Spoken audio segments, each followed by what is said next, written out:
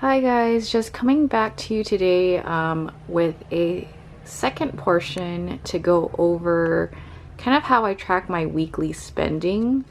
I'm just going to zoom out a little bit. So if you've watched my first budget video, you know that for September, that's kind of what I'm looking at for my goal of how much I'm spending for the month. So in that respect, I kind of do the budgeting method according to Jordan Page's, I forget what she calls it, but her budgeting method, which is you kind of divide everything into weeks and then go from there. So my total monthly spend goal is $500. Her budgeting method is one, you use 2 columns and you break it down into either food or groceries, which is usually everyone's like most expensive, I guess the category that they spend the most on, and then a second column which is just for anything else. For me, again, my husband pays for all the bills in our household. I basically just pay for anything else that I need, like on the side, like anything that I need to pick up or whatnot during the week, etc. So for my food budget, it's actually just $50, and then I put $75 for everything else, because most likely I'll be using this more than the food, because technically my husband should be paying for all the food and I shouldn't technically be spending anything on food anyways. The other is more like me picking up stuff like at work, if I see something on sale that I want to coupon or whatever, just like stuff to decorate the house that I might want. That's just extra that I'm spending on the side for me, not necessarily for us. I mean, everything for the house is for us, but technically more for me because he doesn't really care about how I decorate the house. So we break that down into weeks. So if I want to only spend $500 in the month of September, that comes out to a weekly spend goal of $125. So 125, 125, 125, 125. And the way that Jordan Page from FunCheapOrFree, stupid spam calls, but the way that she budgets is that you can borrow this way, but not this way. So again, you can, so let's say if you spend a lot like on food one week, then don't spend so much on your miscellaneous / other category, or vice versa. So let's say one week you spent a lot like decorating the house. Well, then cut back on your food spending and try to use stuff from your pantry or that you have left over in the fridge or freezer that week. So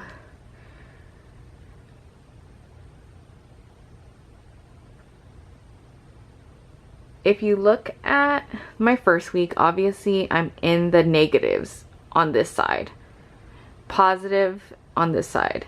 Even if I was to borrow from this side, I'm still in the negative. So bad me on that first week. But as of right now, I'm filming this on Wednesday.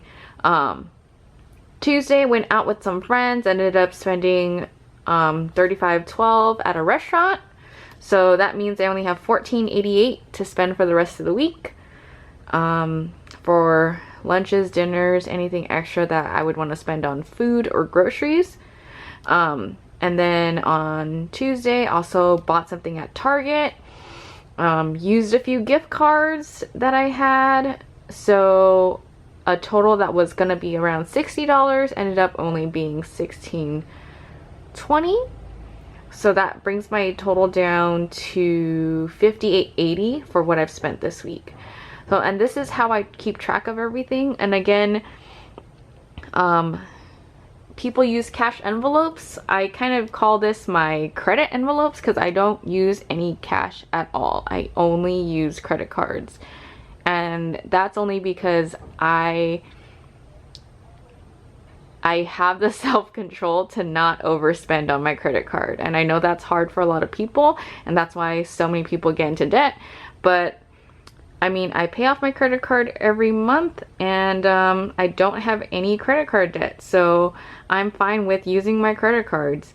I don't use any cash. I mean, I get perks for using my credit card. I get 2% back on all my purchases, so I'm technically making money there. And I mean, if I have a travel card, then I get points on there. It's usually 2 points per dollar that you spend.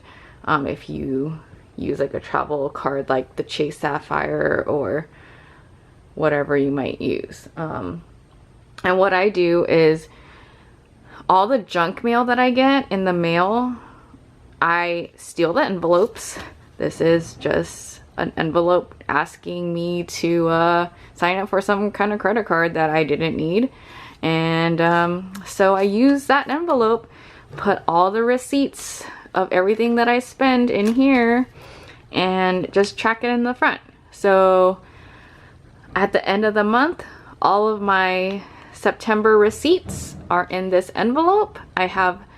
This gets tucked into the envelope with the rest of my receipts, and I can quickly pull up, let's say 2 months down the line, I need to return something, and I can pull up the receipt from here. I mean, not all stores have great return policies where they allow you to return stuff in 2 months or more. But Target, if you have a red card, you can return stuff up to 180 days out, which is like 6 months. So, I mean, that's why having a red card is like one of the credit cards I recommend, especially if you shop at Target a lot, because you get 5% back, or not 5% back, but 5% off like immediately at checkout. So that was a little tangent for you, but yeah, so this is how I track my spending on a week-to-week basis. And so let's say Wednesday through Saturday, that's how I track my spending. So Sunday to Saturday. Let's say from now until Saturday, I don't spend any more on food, because September is technically use up the shelf September or something like that. I forget what it is, but basically you use up everything in your pantry or your refrigerator, and you just do like shelf cooking for the month. So you don't, basically you're trying to use up all the stuff that's gonna expire soon, or like clean out the cabinets so that you don't have to spend extra money. So you just make something from what you have already. So let's say I don't spend anything else on here, and then here I don't go shopping anymore for the rest of the week. If I could just increase my no spend days, so like 1 2 3 4 5 6 7 8 9, that would be 9 no spend days. If I could do that, then I would have saved $14.88 plus $58.80. So then that would kind of negate this. It would help to fund, or not fund, but like kind of negate this negative value here. So, and then the next week comes along, and then I have again $50 to spend on food, and then $75 to spend on miscellaneous. And again, you can borrow side to side, but not from the next week. And I think the reasoning she said behind that is that you're gonna need food next week, and you probably will be tempted to buy stuff like the next week. So you don't want to keep borrowing from the future, because then that defeats the purpose. But you can borrow side to side because, hey, you need food, but you can always cut down on your miscellaneous spending because, well, this stuff, maybe don't decorate this week, and then maybe buy enough food so that you can meal prep for the next week. And then you can, you know, if all $120 goes towards here, let's say I do like a Costco run and I spend all $125 here in the food category, then the next week I won't need food because I just bought all the food in this week. So technically it should last me this week. Then this next week I could just put all $125 to this decorating / miscellaneous fund that I have. So that's like her reasoning towards it, because if you spend a lot on this week, then the next week you shouldn't have to spend the $50 here, and you can use all that here. So then it kind of curbs your spending, because let's say every single week you're borrowing from the next week and you're borrowing from the next week, you're never going to make that up, because you're always going to need food and you're always going to want to spend money. But like, you can borrow from side to side, because like, okay, if you spend all your money on food, then don't spend anything for the rest of the week on miscellaneous. I think that's what her reasoning is, and I mean, it works for me because the way that I look at it is the same way. Like, I'm negative here, so my goal this week is to spend $21.37 less so that I'll hit my goal of $125. So technically I'm borrowing here, which is bad. But again, I'm not going to beat myself up. So far, I'm ahead of the game for my week 2. I've just started doing this because I wanted to keep better track of my spending for towards my goal. Because I've been tracking like no spends and like how much I'm spending each day. But then this is more like an up-to-date daily knowledge of like, hey, I'm on track to save $14.88 if I don't spend any more money this week. And this also helps like me to have a mindset of like, okay, this is what I'm saving. $14.88 if I don't spend any more on food this week, $58.80 if I don't spend any more like on miscellaneous random crap that I don't need. So then this total amount at the end of the month will get saved and will go towards my student loans. So that's kind of like, again, why I want to go so like thrifty. I don't know if this is thrifty to some people or this is like, whoa, a lot of money that I'm spending. But to me, I'm used to spending about $1,000 a month on my credit card. That's just how much I've been spending since I became a full-time working member of society after finishing school. So going to like 50% of that is like really like penny pinching for me. But again, this might be like your whole paycheck, but you can do it if you just budget wisely and not spend money on like random crap that you don't really need. And like, this isn't also including me selling stuff on Poshmark and all my couponing stuff. So I also coupon with Ibotta and Fetch now, and I mean, I scan the same receipt on Ibotta and then on Fetch, and I'm doubling my rewards. So it's like a no-brainer. And then I also have like ANYBH or whatever the new name is. But again, if you don't ANYBH, if you're not spending money, obviously you can't get any money. But for Ibotta and Fetch, obviously you're buying groceries, so you might as well get money back. And same with Fetch. If you're buying brand name products, Fetch gives you like $1 or $2 for those specific products. So, And I'll have my referral codes linked below if you want to sign up. Again, you get, I believe right now it's 2,000 points for fetch if you sign up through my link or through with my referral code, and then through Ibotta, I believe it's $3 that you get. Ibotta is a little bit harder. I had signed up like maybe like 10 years ago. Yeah, 10 years ago, and I never used the app because you have to add offers and blah blah blah, and it takes a long time for you to accumulate the points. But fetch is a lot easier, and you only need 3,000 points to redeem for a gift card. So you get a $3 gift card with 3,000 points to Target. I mean, that's like one thing from the dollar spot area, because most of their items are like $3 now for some weird reason. But I mean, every dollar counts, and I mean, if you feel like you need to splurge on something from the dollar section is like kind of curbs your spending. Or you could just buy it, and if you take it home and you don't like it, you can always return it.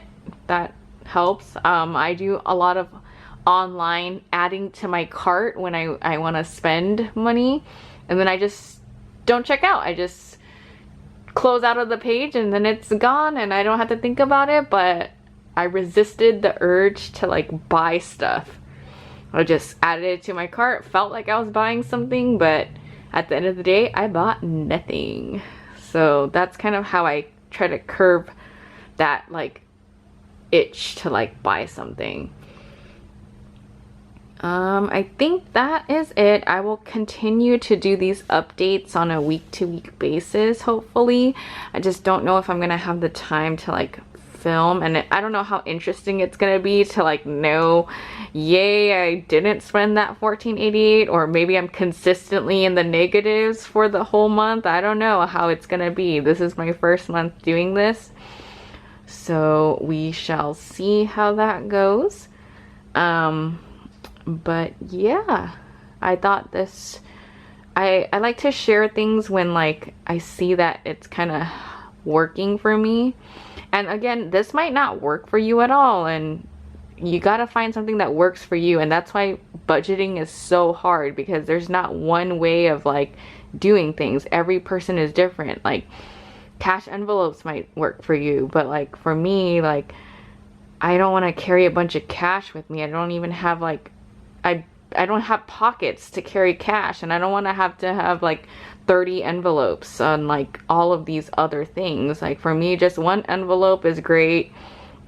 That's why I love Jordan Page's budgeting method. It's like one envelope, you just keep all your receipts in there. You write down, you split it up, not like 30 categories, just 1, 2, boom, bang, and then like just like what your spending goal for the week is. So if you want to check out her original video on like how she like does this like in depth, I'll link it below. I really like how simple she makes everything, and she has like a budget boot camp, like not subscription, I would say. It's like more of a like a course that you can take if you're really interested in like her budgeting method. But she has like, I don't know how many kids, but a lot. And like, I mean, she's so successful, and I'm sure it's because the way that she's helped many families like get on budget. So check out her free video on how she budgets. And yeah, hope this was helpful, and hopefully more of these budgeting videos will be coming to you soon. Hit the subscribe button if you like seeing these videos, and hit the like button if you want me to post more of these, because again, I don't think these take a lot of time to film, but editing is like the long part. But I don't think I'm gonna have to edit much of this anyways. I'm just gonna post it as is.